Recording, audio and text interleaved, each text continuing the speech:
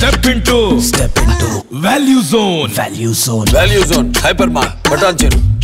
బియ్యం ధరలు భారీ ఎత్తున పెరిగాయి. సామాన్యుడికి అందనంత స్థాయిలోకి చేరాయి.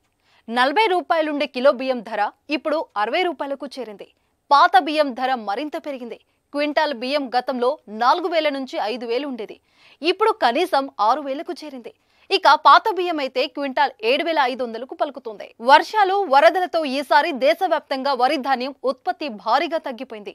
రైతులు కూడా తీవ్రంగా నష్టపోయారు. గత ఏడాది 1.45 కోట్ల మెట్రిక్ టన్నుల వరి ధాన్యం దిగుబడి వచ్చింది. కానీ ఈసారి అది పూర్తిగా తగ్గిపోయింది. కేవలం 49 కోట్ల మెట్రిక్ టన్నుల వరి ధాన్యం మాత్రమే చేతికి వచ్చింది. పంట దిగుబడి తగ్గిపోవడంతో ఆ ప్రభావం బియ్యంపైన స్పష్టంగా పడింది. ముఖ్యంగా ఎక్కువ మంది వినియోగించే సన్న బియ్యానికి తీవ్ర కొరత ఏర్పడింది. అదే అదునుగా దళారుల బియ్యాన్ని బ్లాక్ మార్కెట్ లోకి తరలించడం మొదలుపెట్టారు. నాణ్యమైన బియ్యాన్ని ఓపెన్ మార్కెట్ సేల్స్ స్కీమ్ కింద కేవలం 29 రూపాయలకే కిలో బియ్యాన్ని అందిస్తున్నారు. అవే బియ్యాన్ని రైస్ ప్రాసెసర్లు మార్కెట్లో 43 నుంచి 50 రూపాయల వరకు విక్రయించారు. దీంతో ప్రభుత్వం ఇప్పటికే రైస్ మిల్లర్లతో సమావేశం నిర్వహించింది.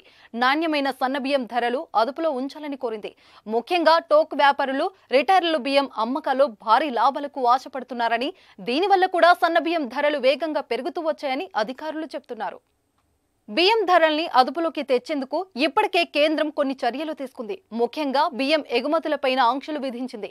అంతేకాదు తప్పనిసరి ఎగుమతులపైన 20% సుంకం కూడా పెంచింది. అయినప్పటికీ దేశంలో బియ్యం ధరల్ని అదుపులోకి తీసుకురాలేకపోయింది. ప్రస్తుతానికైతే వంటింటి ఖర్చు పెరిగిపోయింది. బియ్యం ధరలు సామాన్యుడికి ఆర్థిక భారం పెంచేంతగా పెరిగాయి.